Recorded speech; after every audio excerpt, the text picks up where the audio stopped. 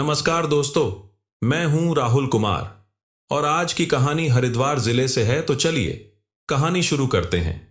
काजल को अपने बहनोई अनिल से इस कदर नफरत थी कि उसने उसकी हत्या करते समय यह भी नहीं सोचा कि पकड़े जाने पर उसकी खुद की जिंदगी तो बर्बाद होगी, बड़ी बहन की भी जिंदगी नरक हो जाएगी। कृपया करके चैनल को सब्सक्राइब जरूर कर लें। यह क्राइम स्टोरी काजल उत्तराखंड के जिला हरिद्वार की कोतवाली लक्सर के गांव कलसिया के रहने वाले वीर सिंह की बेटी थी। 9 जून 2014 को उसकी शादी थी। शादी की वजह से घर में खूब गहमा गहमी थी।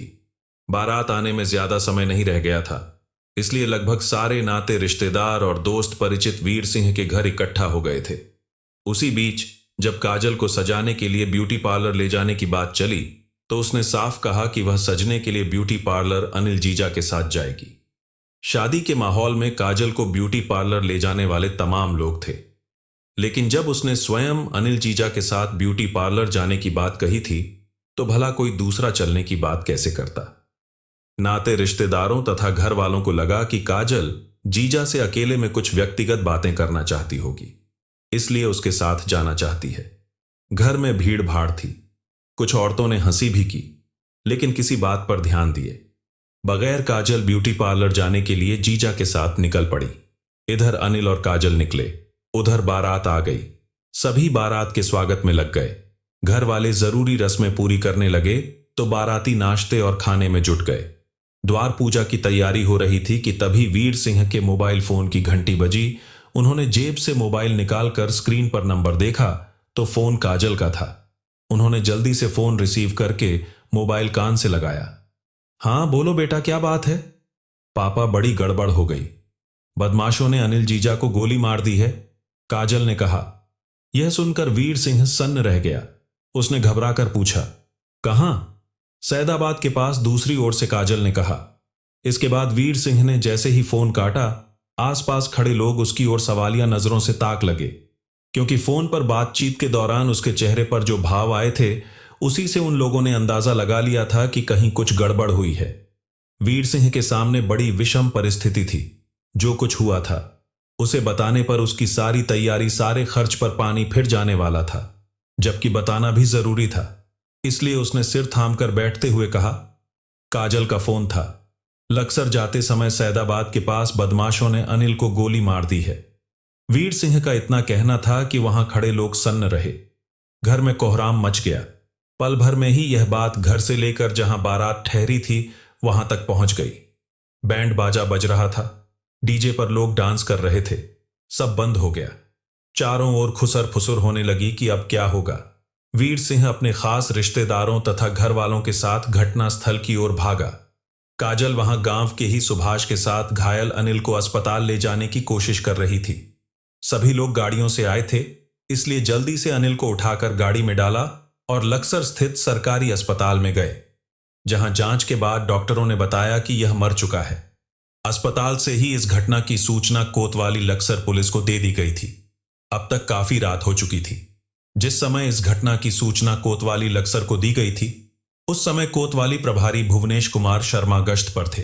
उस समय थाने में सीनियर सब इंस्पेक्टर प्रशांत बहुगुणा मौजूद थे। उन्होंने तत्काल इस घटना की सूचना कोतवाली प्रभारी भुवनेश कुमार शर्मा को देने के साथ एसएसपी सदानंद दाते, एसपी देहात अजय सिंह तथा क्षेत्राधिकारी जीड बी पांडे को दे दी। पुलिस अधिकारियों को घटना की सूचना देकर एसएसआई प्रशांत बहुगुणा थाने से कुछ सिपाहियों को साथ लेकर सरकारी अस्पताल पहुंच गए। वह लाश का निरीक्षण कर रहे थे कि कोतवाली प्रभारी भुवनेश कुमार शर्मा और क्षेत्राधिकारी जी डॉक्टर बी पांडे भी आ गए। इसके बाद सभी पुलिस अधिकारियों ने लाश का निरीक्षण किया। मृतक की उम्र 30 से 35 साल रही होगी। उसके सीने में गोली मारी गई थी। घाव देखकर ही लग रहा था कि गोली एकदम करीब से मारी गई थी। अस्पताल में मृतक अनिल की ससुराल वालों के अलावा तमाम नाते रिश्तेदार तथा गांव वाले इकट्ठा थे। सभी को इस बात पर गुस्सा था कि हंसी खुशी के मौके पर बदमाशों ने ऐसा काम कर दिया कि सारी खुशियों पर तो पानी फिर गया। एक बेटी की जिंदगी बर्बाद हो गई और दूसरी के भविष्य पर सवालिया निशान लग गया। अनिल की ससुराल वालों का रो रो कर बुरा हाल था। उसकी पत्नी ममतेश तो सिर्फ पटक पटक कर रो रही थी। माहौल बड़ा गमगीन था। फिर भी पुलिस को अपनी कार्रवाई तो करनी ही थी। अब तक एसपी सदानंद दाते और एसपी देहात अजय सिंह भी आ गए थे। वरिष्ठ पुलिस अधिकारियों की उपस्थिति में कोतवाली प्रभारी भुवनेश कुमार शर्मा ने अनिल की लाश को कब्जे में लेकर पंचनामा की सारी कार्रवाई पूरी करके उसे पोस्टमार्टम के लिए भिजवा दिया। इसके बाद पुलिस ने घटनास्थल का भी निरीक्षण किया। अनिल को जिस जगह गोली मारी गई थी वहां उसके शरीर से निकला खून सूख चुका था। सारी स्थितियों से अंदाजा लगाया गया कि अनिल मोटरसाइकिल से उतरकर खड़ा था, तभी उसे गोली मारी गई थी। जिस तरह हत्या की गई थी उससे यही लगता था कि अनिल की रंजिश हत्या की गई थी। गोली सामने से मारी गई थी तो क्या अनिल सामने से आने वाले अपने दुश्मनों को पहचान नहीं पाया था? पुलिस ने घटनास्थल से वह तमंचा भी बरामद कर लिया था जिससे इस वारदात को अंजाम दिया गया था। सारी बातों को ध्यान में रखकर पुलिस अधिकारियों ने जब घटना के बारे में मृतक की ससुराल वालों से पूछताछ की तो पता चला कि मृतक अनिल अपनी साली काजल जिसकी शादी थी उसका मेकअप कराने अपनी मोटरसाइकिल से लक्सर जा रहा था। वह रायसी लक्सर रोड पर स्थित गांव सैदाबाद के पास पहुंचा तो काजल ने उसे लघु शंका के लिए रोक लिया। वह सड़क के किनारे लघु शंका करने लगा तो काजल भी थोड़ी दूर स्थित झाड़ियों में लघु शंका के लिए चली गई। काजल लघु शंका कर रही थी कि तभी उसे गोली चलने और अनिल के चीखने की आवाज सुनाई दी।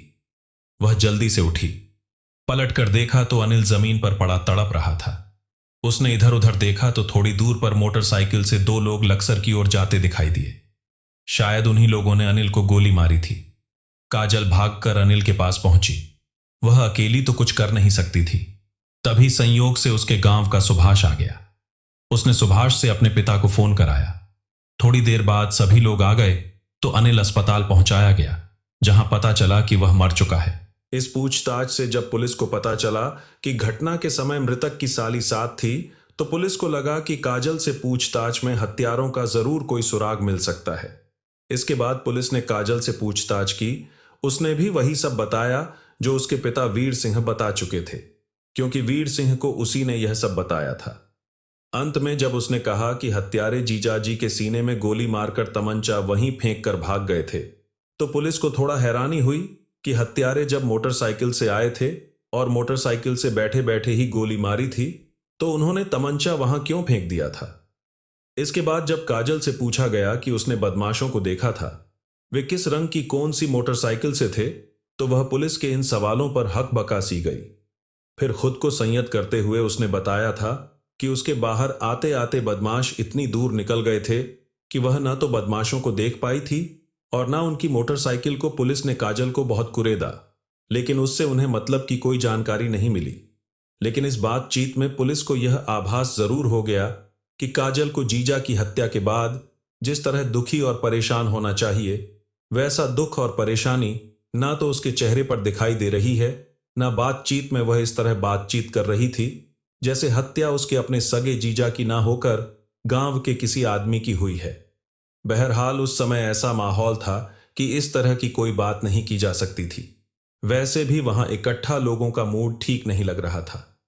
मृतक अनिल की पत्नी की हालत ऐसी थी कि उस समय उससे पूछताछ नहीं की जा सकती थी। घटना की सूचना अनिल के घर वालों को भी दे दी गई थी। इस स्थिति में शादी होने का सवाल ही नहीं उठता था, इसलिए बारात बिना शादी के ही लौट गई थी। अनिल की हत्या की सूचना पाकर उसका छोटा भाई सुनील आ गया था।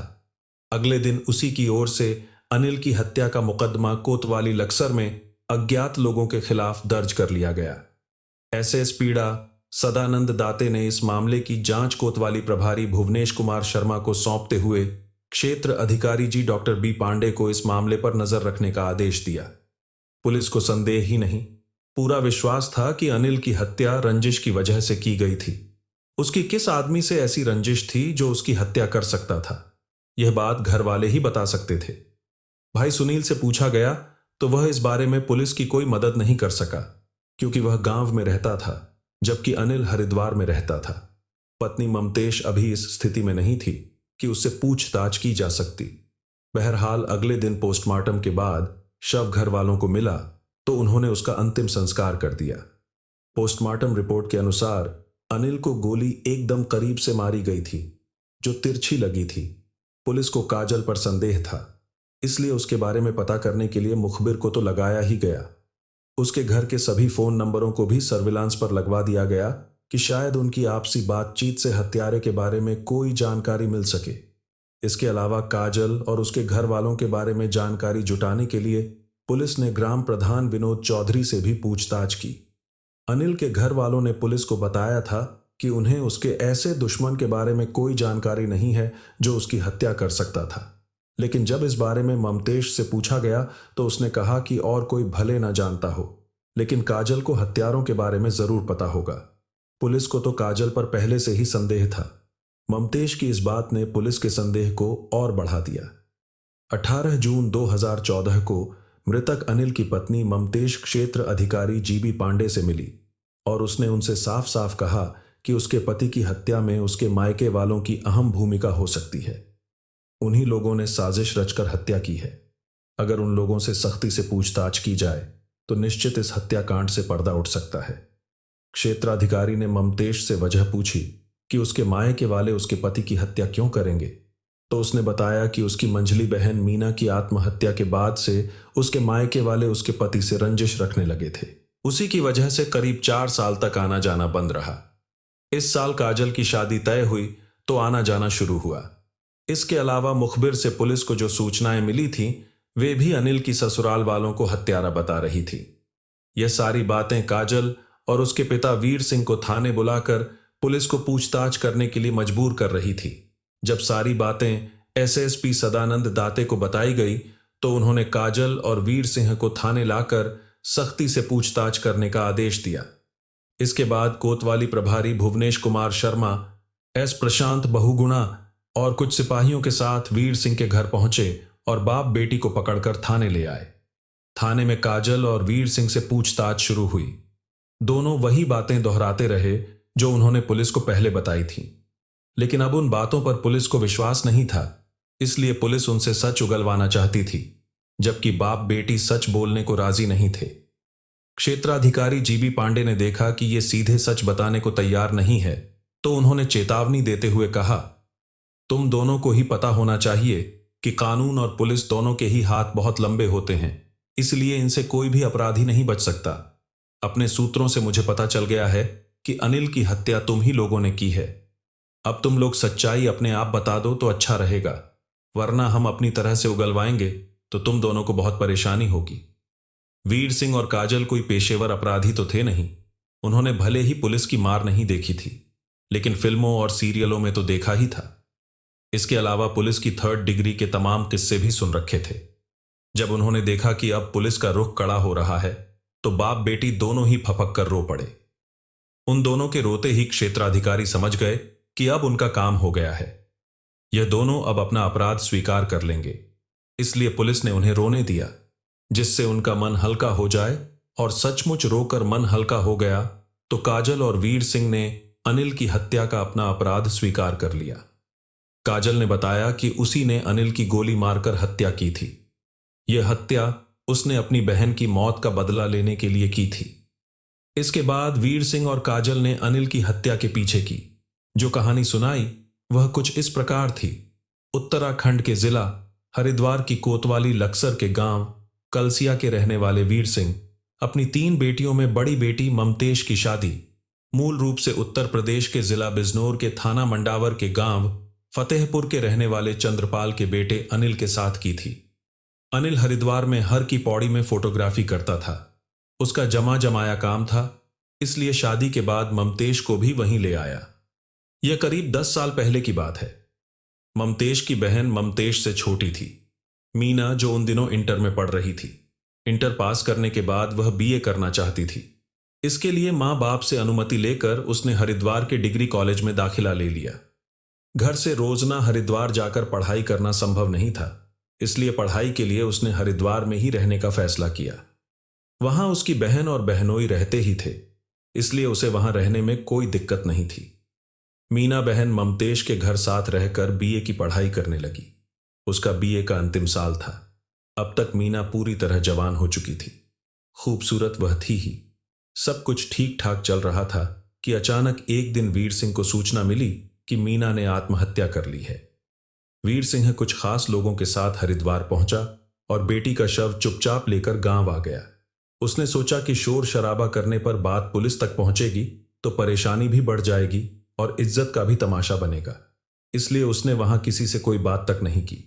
घर लाने के बाद उसने शव देखा तो उसे कहानी कुछ और ही लगी।